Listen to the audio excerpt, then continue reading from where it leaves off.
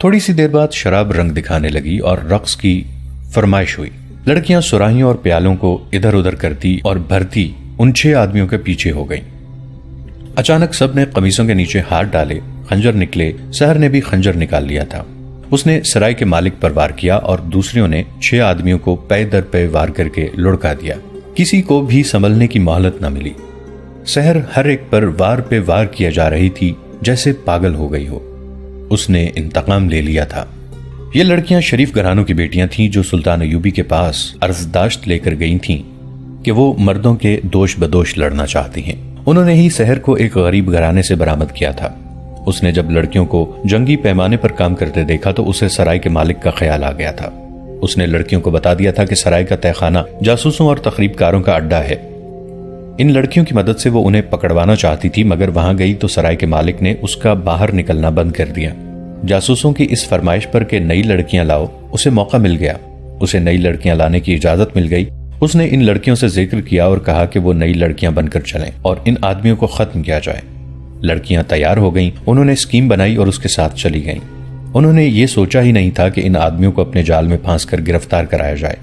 اگر انہیں گرفتار کرایا جاتا تو ان سے بڑی قیمتی معلومات حاصل کی جا سکتی تھیں اور ان سے نشاندہی کروا کے ان کے کئی اور ساتھی پکڑوائے جا سکتے تھے، مگر لڑکیاں جوشیلی اور جذباتی تھیں۔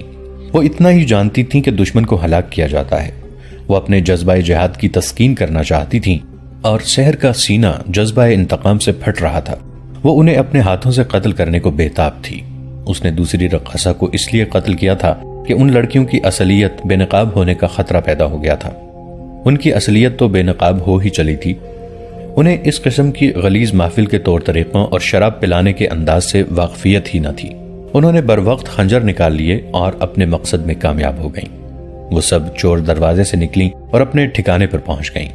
ان کی رپورٹ پر کچھ دیر بعد فوج نے سرائے پر چھاپا مارا اور تہخانے میں گئے۔ وہاں لاشیں پڑی تھیں۔ تہخانے کے کمروں کی تلاشی لی گئی۔ ایک کمرے سے دوسری رقاصہ کی لاش برآمد ہوئی اور سرائے کے مالک کے کمرے سے کئی ایک ثبوت ملے کہ یہ لوگ جاسوس اور تخریب کار تھے۔ مگر آنے والا وقت صلاح الدین ایوبی اور سلطنت اسلامیہ کے لیے تاریخ کے سب سے بڑے خطرے لا رہا تھا اور سلطان ایوبی دن رات جنگی منصوبہ بندی اور فوج کی ٹریننگ میں مصروف رہتے تھے۔ دمشق میں جب سلطان صلاح الدین ایوبی داخل ہوئے تھے تو ان کے ساتھ 700 سوار تھے۔ تمام مورخوں نے یہی تعداد لکھی ہے، لیکن تاریخ سلطان ایوبی کے ان جابازوں سے بے خبر ہے جن میں سے کوئی تاجروں کے بہروپ میں ہے، کوئی بے ضرر مسافروں کے بھیس میں اور کوئی شامی فوجی کے معمولی سپاہیوں کے لباس میں، ایک ایک بھی اور 2-2 اور 4-4 کی ٹولیوں میں بھی دمشق میں داخل ہوئے تھے۔ ان میں زیادہ تر سلطان ایوبی کے خاموش حملے سے پہلے ہی یہاں آ گئے تھے اور کچھ اس وقت داخل ہوئے تھے جب دمشق کے دروازے سلطان ایوبی کے لیے کھل گئے تھے۔ یہ جاسوسوں کا دستہ تھا جنہیں جانباز جاسوس کہا جاتا تھا، کیونکہ یہ ہر قسم کی لڑائی، ہر ہتھیار کے استعمال، ہر طرح کی تباہ کاری کے ماہر تھے اور دماغی لحاظ سے مستعد اور ذہین۔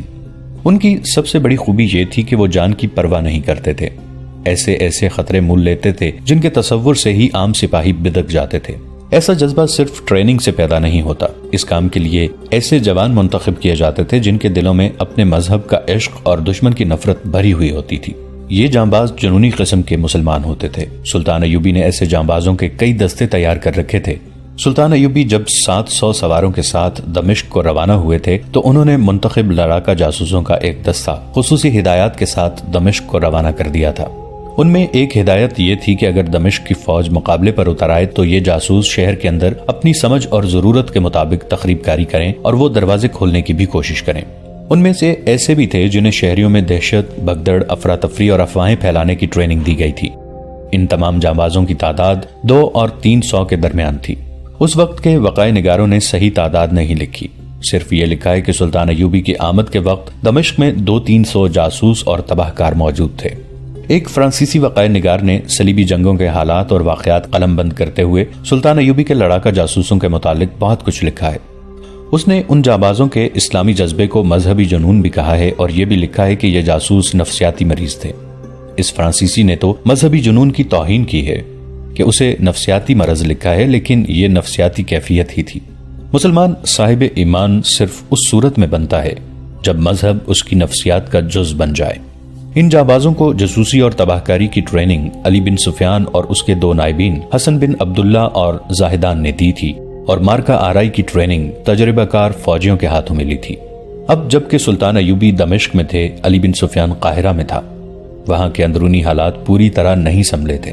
سلطان ایوبی کی غیر حاضری دمشق پر ان کے قبضے اور خلافت کی معزولی کی صورت میں مصر میں صلیبی تخریب کاری کا خطرہ بڑھ گیا تھا، اس لیے علی بن سفیان کو وہیں رہنے دیا گیا تھا۔ دمشق میں اس کا ایک نائب حسن بن عبداللہ آیا تھا، وہی جاسوس جانبازوں کے دستے کا کمانڈر تھا۔ دمشق پر سلطان ایوبی نے قبضہ کر لیا تو وہاں کی بیشتر فوج سالار توفیق جواد کی زیر کمان سلطان ایوبی سے مل گئی تھی۔ باقی فوج اور خلیفہ کے باڈی گارڈز دستے خلیفہ اور اس کے حواری امراء کے ساتھ دمشق سے بھاگ گئے تھے۔ توقع تھی کہ سلطان ایوبی انہیں گرفتار کرنے کے لیے فوج ان کے تعاقب میں بھیجیں گے، لیکن انہوں نے ایسی کوئی حرکت نہ کی۔ 2-3 سالاروں نے انہیں کہا بھی کہ ان امراء وغیرہ کو پکڑنا ضروری ہے جو بھاگ گئے ہیں، وہ کہیں اکٹھے ہو جائیں گے اور اطمینان سے سلطان ایوبی کے خلاف جنگی تیاری کریں گے، اور میں یہ بھی جانتا ہوں کہ وہ صلیبیوں سے بھی مدد مانگیں گے جو انہیں مل جائے گی۔ سلطان ایوبی نے کہا، لیکن میں اندھیرے میں کبھی نہیں چلا، پہلے یہ معلوم کرنا ہے کہ وہ گئے کہاں ہیں اور ان کا مرکز کون سا بنے گا۔ آپ لوگ پریشان نہ ہوں، میری آنکھیں اور میرے کان بھاگنے والوں کے ساتھ ہی چلے گئے ہیں۔ وہ بدبخت اتنی جلدی حملہ کرنے کے لیے تیار نہیں ہو سکتے۔ میں صرف یہ دیکھ رہا ہوں کہ صلیبی کیا کریں گے۔ وہ مصر پر بھی یلغار کر سکتے ہیں، وہ شام پر بھی حملہ کر سکتے ہیں، وہ شاید اس انتظار میں ہیں کہ میں کیا کروں گا۔ ہو سکتا ہے وہ میری چال کے بعد اپنی چال چلنا چاہتے ہوں۔ آپ فوج کو میری بتائی ہوئی تنظیم میں لا کر ان کی تربیت اور جنگی مشقیں جاری رکھیں۔ سلطان ایوبی نے جنہیں اپنی آنکھیں اور اپنے کان کہا تھا وہ یہی جاسوس تھے جو مصر سے یہاں آئے تھے۔ ان میں سے کچھ ایسے بھی تھے جو انہی علاقوں کے رہنے والے تھے۔ جب الملک الصالح اور اس کے امراء اور وزراء دمشق سے بھاگ گئے تو ان کے ساتھ سلطان ایوبی کے بہت سے جاسوس بھی چلے گئے تھے۔ بھاگنے والوں کی تعداد کم نہیں تھی، تمام امراء اور وزراء اور کئی ایک جاگیرداروں اور حاکموں کا عملہ بھی تھا۔ فوج کی بھی کچھ نفری تھی اور بڑوں کے خوشامدی لوگ بھی تھے۔ یہ تتر بتر ہو کر بھاگے تھے۔ ان کے ساتھ جاسوسوں کا چلے جانا آسان تھا۔ یہ جاسوس اس مشن پر ساتھ گئے تھے کہ دیکھیں کہ الصالح اور اس کے پالنے والے امراء کیا جوابی کارروائی کریں گے اور انہیں صلیبیوں کی کتنی کچھ اور کیسی مدد حاصل ہوگی۔ یہ جاسوس جو دمشق سے باہر گئے تھے حسن بن عبداللہ کے خصوصی منتخب کردہ افراد تھے۔ وہ اس صورتحال کے سیاسی پس منظر کو اچھی طرح سمجھتے تھے۔ ان میں ایک ماجد بن محمد حجازی تھا، خوبرو جوان، جسم نہایت موزوں اور گٹھا ہوا، اور اسے خدا نے زبان کی ایسی چاشنی دی تھی جس میں طلسماتی اثر تھا۔ تقریباً ہر جاسوس کی شکل و صورت اور اوصاف ایسے ہی تھے، لیکن ماجد بن محمد ان سب میں سے برتر لگتا تھا۔ ان جاسوسوں کی اتنی اچھی صحت کا راز غالباً یہ تھا کہ انہیں کسی قسم کے نشے کی عادت نہیں تھی اور وہ عیاشی کو بھی پسند نہیں کرتے تھے۔ ان کے اخلاق میں جو پختگی تھی اس نے ان میں فالات جیسی قوت ارادی پیدا کر رکھی تھی۔ ان کا قول و فعل مذہب کا پابند تھا۔ ماجد حجازی اپنے ساتھیوں کی طرح اس فولادی کردار کا نمونہ تھا اور روح کی جو پاکیزگی تھی اس نے اس کے چہرے کو حسین بنا رکھا تھا۔ وہ دمشق سے بھاگا جا رہا تھا۔ اس کے نیچے عرب کی اعلیٰ نسل کا گھوڑا تھا۔ اس کے پاس تلوار تھی اور گھوڑے کی زین کے ساتھ چمکتی ہوئی انی والی برچھی تھی۔ وہ ویرانے میں اکیلا جا رہا تھا۔ اس نے حلب کی سمت جاتے ہوئے بہت سے لوگوں کو دیکھا تھا۔ اسے کوئی ایک بھی ایسا نظر نہ آیا جس کے ساتھ وہ جائے۔ وہ اپنے لیے کوئی ہم سفر ڈھونڈ رہا تھا جو اس کے مشن کے لیے سود مند ہو سکے۔ ایسا ہم سفر فوج کا کوئی اعلیٰ افسر ہو سکتا تھا یا کوئی ایسا امیر جسے الصالح کا قرب حاصل ہوتا۔ اس کی سراغ رساں آنکھیں الصالح کو ڈھونڈ رہی تھیں۔ اس نے چند ایک لوگوں سے پوچھا بھی کہ وہ کس طرف گیا ہے، مگر اسے الصالح کا کوئی سراغ نہیں ملا تھا۔ اسے معلوم تھا کہ الملک الصالح نور الدین زنگی مرحوم کی عمر یا اس کی خوبیوں جیسا کوئی آدمی نہیں، بلکہ وہ 11 سال کی عمر کا بچہ ہے جسے مفاد پرست امراء نے اپنے مقاصد کے لیے سلطنت کی گدی پر بٹھایا ہے، اور عملاً حکمران یہ امراء خود بنے ہوئے ہیں۔ وہ تصور میں لا سکتا تھا کہ وہ بچہ اکیلا نہیں جا رہا ہوگا، اس کے ساتھ امیروں، وزیروں اور درباریوں کا قافلہ ہوگا، اور اس قافلے کے ساتھ زر و جواہرات اور مال و دولت سے لدے اونٹ ہوں گے۔ ماجد حجازی نے سوچا تھا کہ یہ قافلہ اسے نظر آ گیا تو وہ الملک الصالح کا مرید بن کر قافلے میں شامل ہو جائے گا۔ یہ کامیابی حاصل ہونے کی صورت میں اسے اچھی طرح معلوم تھا کہ اسے کیا کرنا ہے اور سینوں سے راز کس طرح نکالنے ہیں، مگر اسے اپنے شکار کا کوئی سراغ نہ ملا۔ آگے چٹانی علاقہ آ گیا جہاں ہریالی بھی تھی۔ ذرا سستانے کے لیے وہ چٹانوں کے اندر چلا گیا۔ ایک جگہ اسے 2 گھوڑے نظر آئے۔ ان سے ذرا پرے ہری بھری گھاس پر ایک آدمی لیٹا ہوا تھا اور اس کے ساتھ ایک عورت تھی۔ وہ سوئے ہوئے معلوم ہوتے تھے۔ وہ ذرا فاصلے پر رک گیا اور گھوڑے سے اتر کر ایک درخت کے نیچے لیٹ گیا۔ ایک گھوڑا ہنہنایا تو وہ آدمی اٹھ بیٹھا۔ لباس سے وہ اونچے درجے کا فرد معلوم ہوتا تھا۔ اس نے ماجد حجازی کو دیکھا تو اسے اپنے پاس بلا لیا۔ ماجد اس کے پاس چلا گیا اور اس سے ہاتھ ملایا۔ عورت بھی اٹھ بیٹھی۔ وہ عورت نہیں، جوان لڑکی تھی اور بہت خوبصورت۔ اس کے گلے کا ہار بتا رہا تھا کہ یہ کوئی معمولی حیثیت کے نہیں۔ اس آدمی کی عمر 40 کے لگ بھگ تھی اور لڑکی 25 سال سے کم لگتی تھی۔ ماجد نے ان دونوں کو ایک نظر میں بھانپ لیا تھا۔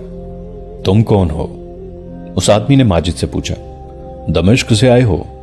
میں دمشق سے ہی آیا ہوں، ماجد نے جواب دیا، لیکن میں یہ نہیں بتا سکتا کہ میں کون ہوں۔ آپ کیسے سفر میں ہیں؟ غالباً ہم ایک ہی سفر کے مسافر ہیں، اس آدمی نے مسکرا کر کہا۔ تم شریف آدمی معلوم ہوتے ہو، کیا آپ یقین کرنا چاہتے ہیں کہ میں شریف ہوں یا بدمعاش؟ ماجد حجازی کے ہونٹوں پر مسکراہٹ تھی۔ اس نے کہا، جس کے ساتھ اتنی حسین لڑکی ہو اور لڑکی کے گلے میں اتنا قیمتی ہار ہو اور ساتھ مال اور دولت بھی ہو، وہ ہر راہی کو بدمعاش اور ڈاکو سمجھتا ہے۔ میں ڈاکو نہیں ہوں، آپ کو ڈاکوں سے بچا ضرور سکتا ہوں، خواہ میری جان چلی جائے۔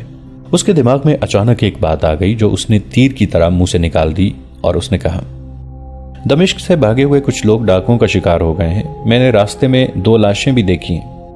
یہ موقع ڈاکوں کے لیے نہایت اچھا ہے کہ لوگ مال و دولت کے ساتھ دمشق سے بھاگ رہے ہیں۔ لڑکی کا اتنا دلکش رنگ اڑ گیا، وہ اپنے آدمی کے ساتھ لگ گئی۔ کچھ ایسی ہی حالت آدمی کی ہو گئی۔ ماجد حجازی جان گیا کہ یہ لوگ کون ہیں اور کیا ہیں۔ ان پر خوف و ہراس غالب کر کے اس نے اپنی زبان کے کرشمے دکھانے شروع کر دیے۔ اس نے صلاح الدین ایوبی کو برا بھلا کہا اور سلطان الملک صالح کی مدح سرائی یوں کی جیسے وہ زمین و آسمان کا واحد برگزیدہ انسان ہو۔ ماجد نے اس پر دہشت کا غلبہ اور زیادہ پختہ کرنے کے لیے کہا، صلاح الدین ایوبی نے دمشق سے بھاگے ہوئے آپ جیسے لوگوں کو لوٹنے اور ان سے جوان بیٹیاں اور بیویاں چھیننے کے لیے اپنی فوج کے دستے ادھر بھیج دیے ہیں۔ یہ لڑکی آپ کی کیا لگتی ہے؟ یہ میری بیوی ہے۔ اور دمشق میں آپ کتنی بیویاں چھوڑ آئے ہیں؟ ماجد حجازی نے پوچھا۔ 4۔ خدا کرے یہ 5ویں خیریت سے آپ کے ساتھ منزل تک پہنچ جائے، ماجد نے کہا۔ ایوبی کی فوج کتنی دور ہے؟ اس آدمی نے پوچھا۔ تم نے سپاہیوں کو لوٹ مار کرتے دیکھا ہے؟ ہاں دیکھا ہے، ماجد حجازی نے کہا۔ اگر میں آپ سے کہوں کہ میں صلاح الدین ایوبی کی فوج کا سپاہی ہوں تو آپ کیا کریں گے؟ وہ کانپنے لگا، مسکرایا بھی مگر مسکراہٹ غائب ہو گئی۔ اس نے کہا، میں تمہیں کچھ دے دوں گا اور تم سے التجا کروں گا کہ مجھے کنگال نہ کرو، اور میں تم سے یہ التجا بھی کروں گا کہ اس بیچاری کو میرے ساتھ رہنے دینا۔ ماجد حجازی نے قہقہہ لگایا اور کہا، دولت اور عورت سے زیادہ محبت انسان کو بزدل اور کمزور بنا دیتی ہے۔ اگر مجھے کوئی کہے کہ جو کچھ اس کے پاس ہے وہ میرے حوالے کر دو تو میں تلوار کھینچ کر اسے کہوں گا کہ پہلے مجھے قتل کرو، پھر میری لاش سے تمہیں جو کچھ ملے وہ لے جانا۔ محترم، مجھے یہ بتائیں کہ آپ کون ہیں؟ دمشق میں آپ کیا تھے؟ اور اب آپ کہاں جا رہے ہیں؟ اگر آپ نے سچ بتا دیا تو ہو سکتا ہے کہ آپ کو مجھ سے زیادہ مخلص اور جانباز محافظ نہ ملے۔ معلوم ہوتا ہے ہماری منزل ایک ہی ہے۔ میں ایوبی کی فوج کا سپاہی ضرور ہوں لیکن بھگوڑا ہوں۔ اس آدمی نے اپنے متعلق سب کچھ بتا دیا۔ وہ دمشق کے مضافاتی علاقے کا جاگیردار تھا۔ اسے سرکاری دربار میں ایسی سرکاری حیثیت بھی حاصل تھی کہ سلطنت کی شہری اور جنگی پالیسیوں میں بھی اس کا عمل دخل تھا۔ سلطان کے باڈی گارڈ دستے کے زیادہ تر سپاہی اسی کے دیے ہوئے تھے۔ دوسرے لفظوں میں یہ کہیں کہ وہ سلطنت کے بالائی حلقے کا اہم قسم کا درباری تھا۔ اسے گھر سے نکلے زیادہ دیر ہو گئی تھی۔ الصالح نے اپنے تمام حاشیہ برداروں سے کہا تھا کہ وہ حلب پہنچ جائیں۔ چنانچہ یہ جاگیردار حلب جا رہا تھا۔ اس نے یہ بھی بتا دیا تھا کہ وہ بہت سے زر و جواہرات ساتھ لے جا رہا ہے۔ 4 بیویاں پیچھے چھوڑ آیا ہے۔ یہ چونکہ سب سے چھوٹی اور خوبصورت تھی اس لیے اسے ساتھ لے آیا ہے۔ اس نے بڑے افسوس کے ساتھ ذکر کیا کہ اس کے محافظ اور تمام تر ملازم دمشق میں ہی اس کا ساتھ چھوڑ گئے ہیں۔ انہوں نے اس کا گھر لوٹ لیا ہوگا۔ یہ اس کی اپنی ہمت تھی کہ وہ بروقت اپنا بیش قیمت خزانہ لے کر نکل آیا اور وہ اب الصالح کے پاس جا رہا تھا۔ ماجد حجازی کو اس کی داستان سن کر خوشی ہوئی۔ یہ جاگیردار اس کے کام کا آدمی تھا، اس کے ساتھ وہ حلب کے دربار تک پہنچ سکتا تھا۔ اس نے اپنے متعلق بتایا کہ وہ اس سوار دستے کا کماندار تھا جو سلطان صلاح الدین ایوبی اپنے ساتھ دمشق لایا تھا، لیکن وہ الصالح کا مرید ہے، اس لیے وہ اس کے خلاف ہاتھ نہیں اٹھا سکتا۔ اس عقیدت مندی کا نتیجہ یہ ہے کہ وہ ایوبی کی فوج سے بھاگ کر آیا ہے اور سلطان کے دربار میں جا رہا ہے۔ اگر اس نے پسند کیا تو وہ اس کے محافظ دستے میں شامل ہو جائے گا۔ اگر میں ابھی سے تمہیں اپنا محافظ بنا لوں تو تمہاری اجرت کی شرائط کیا ہوں گی؟ اس نے ماجد حجازی سے پوچھا۔ میں جیسے دمشق میں بادشاہ تھا اسی طرح وہاں بھی بادشاہ ہوں گا جہاں جا رہا ہوں۔ میرے محافظ بن کر تمہیں افسوس نہیں ہوگا۔ اگر آپ مجھے اپنا محافظ بنائیں گے تو آپ کو فوجی مشیر کی ضرورت نہیں پڑے گی۔ ماجد حجازی نے اسے کہا، میری اجرت آپ میری قابلیت دیکھ کر خود ہی مقرر کر دیں، میں کچھ نہیں بتاؤں گا۔ ماجد حجازی اس کا باڈی گارڈ بن گیا۔ یوں کہیے کہ ایک درباری جاگیردار کے ساتھ سلطان ایوبی کا ایک جاسوس لگ گیا۔ اس جاگیردار کے پاس بے انداز جواہرات تھے جو اس نے اپنے سامان میں چھپا رکھے تھے، جو بظاہر معمولی سا تھا۔ اسے فوری طور پر ایک محافظ کی ضرورت تھی۔ ماجد کے ڈرانے سے یہ ضرورت اور شدید ہو گئی تھی۔ اس وقت سورج غروب ہو رہا تھا اور فضا خنک ہونے لگی تھی۔ ماجد کے مشورے پر انہوں نے وہیں قیام کیا۔ رات گزر گئی تو جاگیردار کو یقین آ گیا کہ ماجد قابل اعتماد آدمی ہے۔ لمبی مسافت کے بعد وہ حلب پہنچے۔ اس وقت حلب کا امیر شمس الدین تھا، جس نے تھوڑا ہی عرصہ پہلے صلیبیوں کو تاوان دے کر ان سے صلح کر لی تھی۔ الملک الصالح دمشق سے بھاگ کر وہاں پہنچ چکا تھا۔ اس کے تمام امراء اور وزراء اس کے ساتھ تھے اور اس کے باڈی گارڈ کے دستے بھی وہیں پہنچ چکے تھے۔ الصالح نے حلب کی عمارت پر قبضہ کر لیا تھا اور اس کے امراء وغیرہ فوج کو نئے سرے سے منظم کرنے لگے تھے۔ صورتحال ایسی تھی کہ فوج کو ہر اس آدمی کی ضرورت تھی جس میں تھوڑی سی جنگی سوجھ بوجھ ہو۔ الملک الصالح کے پاس سونے اور خزانے کی کمی نہیں تھی، کمی فوج کمانڈروں اور مشیروں کی تھی۔ وہ اور اس کا ٹولہ سلطان ایوبی کے خلاف لڑنے اور خلافت بحال کرنے کو بے تاب تھا۔ ان کی بے تابیوں سے یوں پتہ چلتا تھا جیسے ان کے دشمن صلیبی نہیں سلطان ایوبی ہیں۔ انہوں نے خلیفہ کی مہر کے ساتھ ادھر ادھر کے امراء کو پیغام بھیجے کہ وہ سلطنت کے دفاع کے لیے سلطان الملک الصالح کے ساتھ فوجی تعاون کریں۔ ان امراء میں حمص، حمات اور موصل کے حکمران خاص طور پر قابل ذکر ہیں۔ کسی کی طرف سے امید افزا جواب ملا اور کسی نے تعاون کا صرف وعدہ کیا۔ یہ جاگیردار حلب پہنچا تو الصالح نے اسے خوش آمدید کہا۔ وہ ابھی الصالح کی جنگی مجلس مشاورت کا اہم رکن تھا۔ اسے حلب میں ایک مکان دے دیا گیا۔ وہ آتے ہی اس قدر مصروف ہو گیا کہ صبح کا گیا آدھی رات کو گھر آتا تھا۔ اس کی غیر حاضری میں اس کی بیوی ماجد حجازی میں دلچسپی لینے لگی۔ ماجد نے اس کے ساتھ ایسی بے تکلفی پیدا کر لی جس میں بدنیتی کا شائبہ تک نہ تھا۔ ماجد نے پروقار انداز اختیار کیے رکھا جس سے لڑکی متاثر ہوئی اور وہ جیسے بھول ہی گئی ہو کہ ماجد اس کے خاوند کا محافظ ہے۔ ماجد اپنے مشن پر کام کر رہا تھا۔ اس نے 2-3 دنوں میں لڑکی کے دل پر قبضہ کر لیا۔ اس نے لڑکی سے پوچھا کہ اس کے خاوند کی باقی 4 بیویاں کیسی تھیں۔ اس نے بتایا کہ کوئی ایسی بری تو نہیں تھی۔ اس شخص نے انہیں پرائی سمجھ کر دھوکہ دیا اور اس لڑکی کو ساتھ لے کر بھاگ آیا، اور ایک روز یہ تمہیں بھی چھوڑ کر کسی اور کو لے آئے گا۔ ماجد حجازی نے کہا، ان امیروں کا یہ شغل ہے۔ اگر میں تمہیں دل کی بات بتا دوں تو میرے خاوند کو تو نہیں بتاؤ گے؟ لڑکی نے پوچھا۔ مجھے دھوکہ تو نہیں دو گے؟ اگر میری فطرت میں دھوکہ اور فریب ہوتا تو میں تمہارے خاوند کو وہیں جہاں میں تمہیں ملا تھا آسانی سے قتل کر کے تم پر اور تمہارے مال و دولت پر ہاتھ صاف کر سکتا تھا۔ ماجد نے کہا، میں مرد ہوں، عورت کو فریب دینا مرد کی شان کے خلاف ہے۔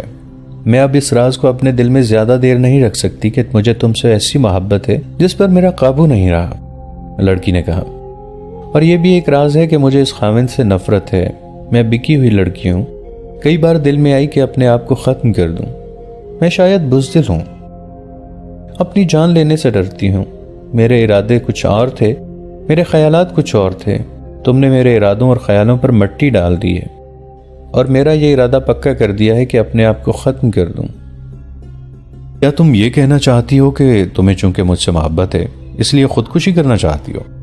نہیں، لڑکی نے کہا، میرے ذہن میں صلاح الدین ایوبی کا تصور نور الدین زنگی سے زیادہ مقدس اور پیارا تھا۔ تم نے اس تصور کو توڑ پھوڑ دیا ہے۔ کیا صلاح الدین ایوبی اتنا ہی برا ہے جتنا تم نے ہمیں بتایا ہے؟ میں تمہارے راز کو اپنا راز سمجھوں گا، ماجد حجازی نے کہا۔ اس کے عوض تمہیں اپنا ایک راز دیتا ہوں۔ میں تم سے کوئی وعدہ نہیں لوں گا کہ میرے راز کی حفاظت کرنا۔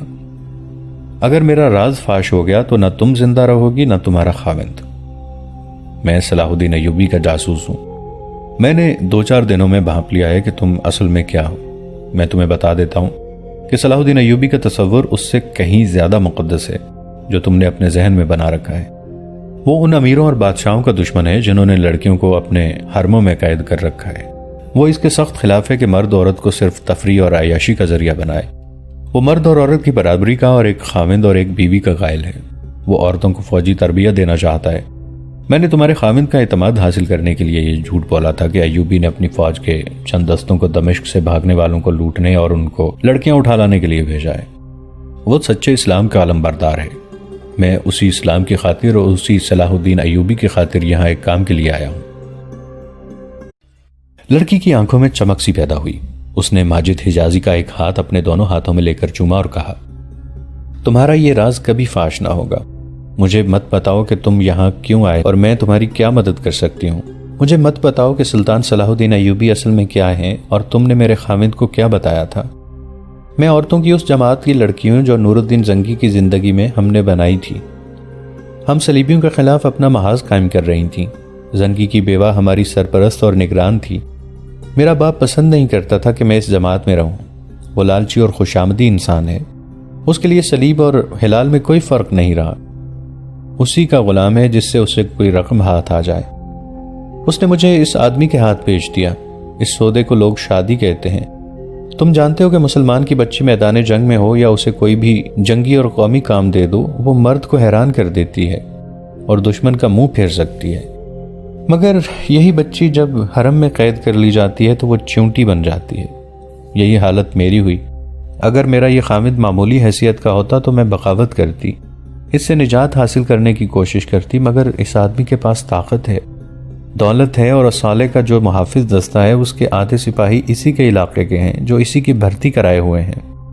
میں چونکہ اس کی پہلی 4 بیویوں سے زیادہ جوان اور خوبصورت ہوں، اس لیے میں ہی اس کا کھلونا بن گئی۔ میری روح مر گئی، میرا صرف جسم زندہ رہا۔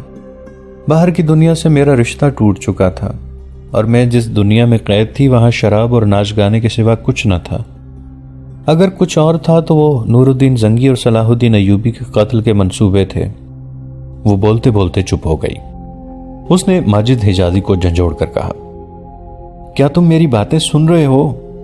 میں نے یہ یقین کیے بغیر کہ تم صلاح الدین ایوبی کے جاسوس ہو یا میرے خاوند کے، تمہیں اپنے دل کی باتیں سنا رہی ہوں۔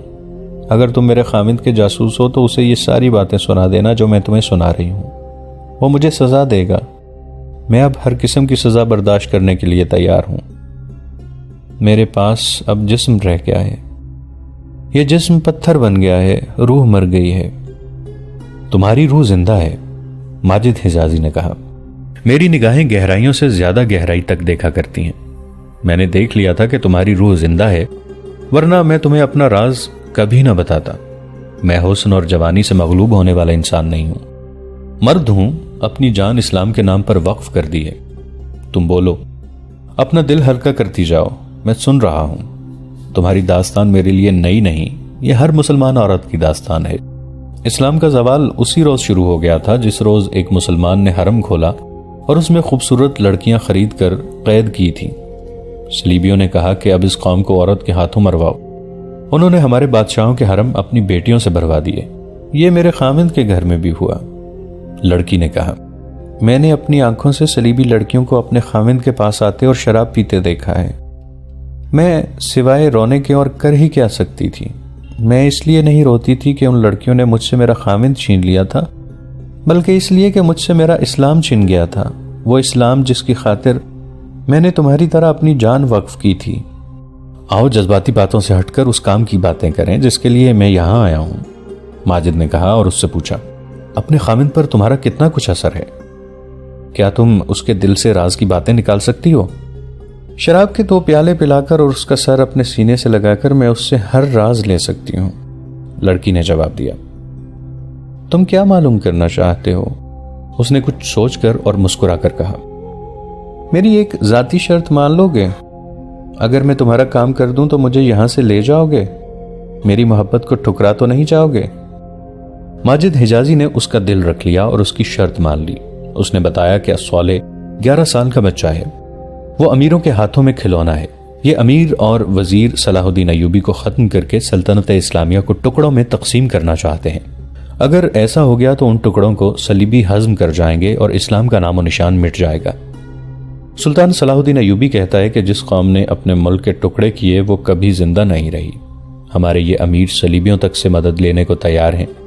صلیبی انہیں ضرور مدد دیں گے اور اس کے عوض وہ انہیں اپنا محکوم بنائیں گے۔ میں یہ معلوم کرنے آیا ہوں کہ خلیفہ کے ہاں کیا منصوبے ہیں اور صلیبی انہیں کیا مدد دے رہے ہیں۔ مجھے یہ خبر بہت جلدی صلاح الدین ایوبی تک پہنچانی ہے تاکہ اس کے مطابق کارروائی کی جائے اور کہیں ایسا نہ ہو کہ سلطان ایوبی بے خبری میں صلیبیوں کے حملے کی زد میں آ جائیں۔ کیا صلاح الدین ایوبی مسلمان امیروں پر حملہ کریں گے؟ لڑکی نے پوچھا۔ اگر ضرورت پڑی تو وہ دریغ نہیں کریں گے۔ لڑکی بہت ہی جذباتی تھی اور وہ ذہین بھی تھی۔ اس کے آنسو نکل آئے۔ اس نے کہا، اسلام کو یہ دن بھی دیکھنے تھے کہ ایک رسول صلی اللہ علیہ وآلہ وسلم کی امت آپس میں لڑے گی، اس کے سوا کوئی اور علاج نہیں۔ ماجد حجازی نے کہا، صلاح الدین ایوبی بادشاہ نہیں، اللہ کا سپاہی ہے۔ وہ کہتے ہیں کہ ملک اور قوم کو خطروں اور تباہی سے بچانے کا فرض فوج کے سپرد ہے۔ یہ خطرہ باہر کے دشمن کا ہو یا اندر کے غداروں اور مفاد پرست حکمرانوں کا، ان سے ملک اور قوم کو بچانا سپاہی کا فرض ہے۔ وہ کہتے ہیں کہ وہ فوج کو حکمرانوں کے ہاتھوں میں کھلونا نہیں بننے دیں گے۔ فوج حکمرانوں کی اعلی کار بنی ہوئی ہے۔ وہ مسلمان کافروں سے زیادہ خطرناک ہوتا ہے جو کافروں کو درست سمجھ کر انہیں اپنی جڑوں میں بٹھاتا ہے۔ اب تمہارا یہ کام ہے کہ اپنے خامند سے یہ راز لو کہ یہاں کیا منصوبہ بن رہا ہے۔ میں راز بھی دوں گی اور دعا بھی کروں گی کہ جب تم یہاں سے دمشق جاؤ تو تمہارے ساتھ یہ راز بھی ہو اور میں بھی ہوں، لڑکی نے کہا۔ تریپولی کے صلیبی بادشاہ ریمانڈ کی طرف ایک ایلچی اس درخواست کے ساتھ بھیج دیا گیا ہے کہ وہ صالح کی مدد کو آئے۔ دوسرے ہی دن لڑکی نے ماجد حجازی کو بتایا، میں نے رات کو شراب پلا کر صلاح الدین ایوبی کے خلاف بہت باتیں کی اور اسے کہا کہ تم لوگ بزدل ہو جو دمشق سے بھگ کر حلب میں آن پناہ لی ہے۔ کوئی مسلمان حکمران کی یہ توہین برداشت نہیں کر سکتا جو صلاح الدین ایوبی نے کی ہے۔ ایسی بہت سی باتیں کی تو وہ بھڑک اٹھا اور میرے ساتھ بیہودہ حرکتیں کرتے ہوئے بولا، ایوبی چند دنوں کا مہمان ہے۔ فدائی قاتلوں کے مرشد شیخ سنان سے بھی درخواست کی گئی ہے کہ وہ صلاح الدین ایوبی کے قتل کا بندوبست کرے اور منہ مانگا انعام لے۔ وہ اپنے تجربہ کار آدمی دمشق بھیج رہا ہے۔ اس نے یہ بھی بتایا کہ اپنی فوج کی تیاری کے لیے بہت وقت مل جائے گا کیونکہ سردیوں کا موسم شروع ہو گیا ہے، پہاڑی علاقوں میں برف پڑنے لگے گی۔ سلطان صلاح الدین ایوبی صحرائی فوج کو اتنی سردی اور برف میں نہیں لڑا سکے گا۔ یہ ابتدا تھی۔ شراب اور عورت ایک مرد کے سینے سے راز نکلوا رہی تھی۔ لڑکی نے ہر رات خامند سے دن بھر کی کارگزاری معلوم کرنی شروع کر دی اور یہ راز ماجد حجازی کے سینے میں محفوظ ہوتے گئے۔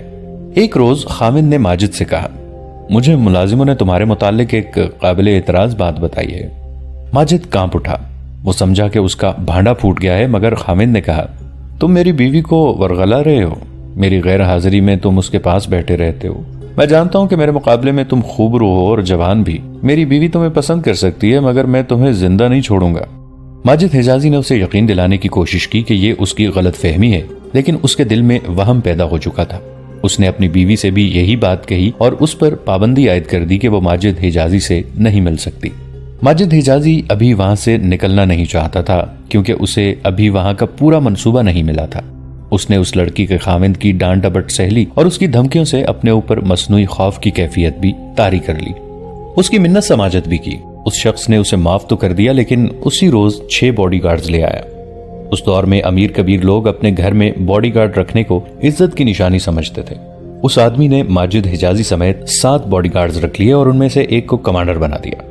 اس کمانڈر نے ماجد کو یہ خصوصی حکم بتایا کہ وہ چونکہ آقا کی نظروں میں مشتبہ ہے اس لیے وہ مکان کے دروازے تک بھی نہیں جا سکتا اور رات کو تھوڑی سی دیر کے لیے بھی غیر حاضر نہیں ہو سکتا۔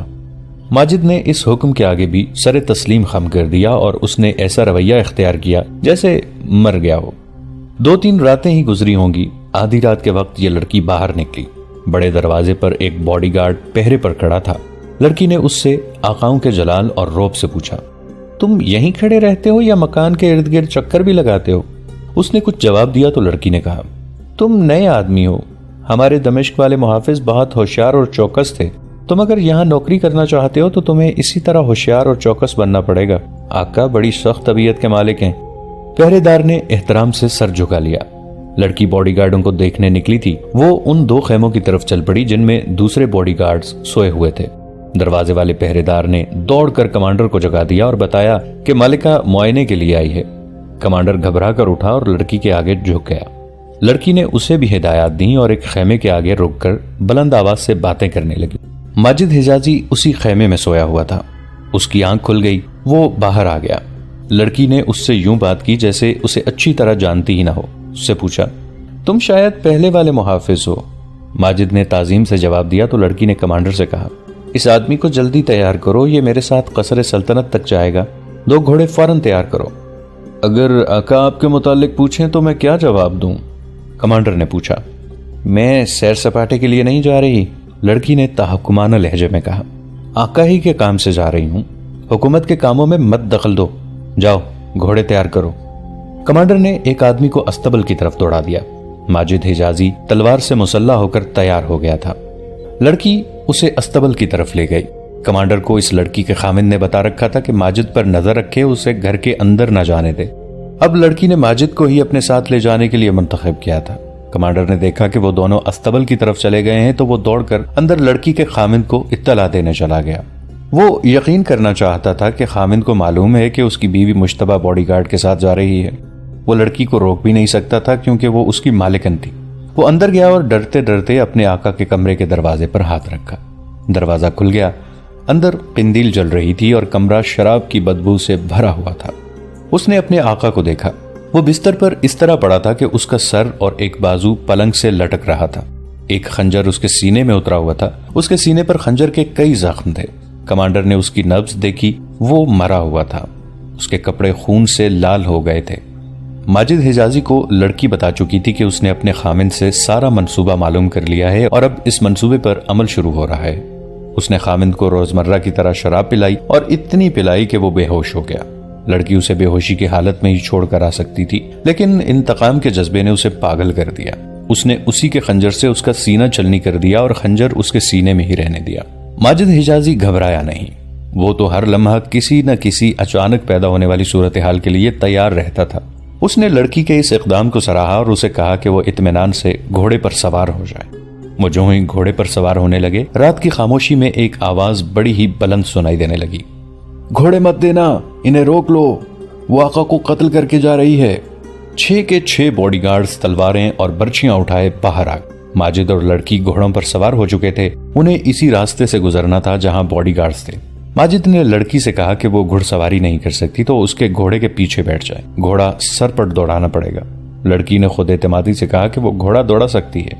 ماجد نے اسے کہا کہ وہ گھوڑا اس کے پیچھے رکھے۔ ماجد نے تلوار نکال لی، ادھر باڈی گارڈوں کا شور بڑھتا جا رہا تھا اور استبل کی طرف دوڑتے آ رہے تھے۔ ماجد نے گھوڑے کو ایڑ لگا دی، اس کے پیچھے لڑکی نے بھی گھوڑا دوڑا دیا۔ کمانڈر کی آواز گرجی، رک جاؤ، مارے جاؤ گے۔ چاندنی رات تھی۔ ماجد نے دیکھ لیا کہ باڈی گارڈ برچیاں اوپر کیے اس کی طرف آ رہے ہیں۔ اس نے گھوڑے کا رخ ان کی طرف کر دیا اور آگے جا کر تلوار گھمانے لگا۔ گھوڑے کی رفتار اس کی توقع سے زیادہ تیز تھی۔ 2 باڈی گارڈ اس کے سامنے آ گئے اور گھوڑے تلے کچلے گئے۔ ایک برچی اس کی طرف آئی جو اس نے تلوار کے وار سے بیکار کر دی۔ کمانے نکالو، کمانڈر نے چلا کر کہا۔ باڈی گارڈ تجربہ کار معلوم ہوتے تھے۔ ذرا سی دیر میں 2 تیر ماجد حجازی کے قریب سے گزر گئے۔ اس نے گھوڑا دائیں بائیں گھمانا شروع کر دیا تاکہ تیر انداز نشانہ نہ لے سکیں۔ اتنے میں وہ تیروں کی زد سے نکل گئے۔ اب یہ خطرہ تھا کہ باڈی گارڈ گھوڑوں پر تعاقب کریں گے، لیکن اسے پکڑے جانے کا ڈر نہیں تھا کیونکہ گھوڑوں پر زینے کسنے کے لیے جو وقت صرف ہونا تھا وہ اس کے لیے دور نکل جانے کے لیے کافی تھا، اور ہوا بھی یہی۔ آبادی سے دور نکل جانے تک اسے تعاقب میں آتے گھوڑوں کی آوازیں سنائی نہ دیں۔ اس نے لڑکی سے کہا کہ اب گھوڑا اس کے پہلو میں کر لے۔ لڑکی کا گھوڑا جب اس کے پہلو میں آیا تو ماجد نے لڑکی سے پوچھا کہ وہ گھبرائی یا ڈری تو نہیں۔ لڑکی نے جواب دیا کہ وہ بالکل ٹھیک ہے۔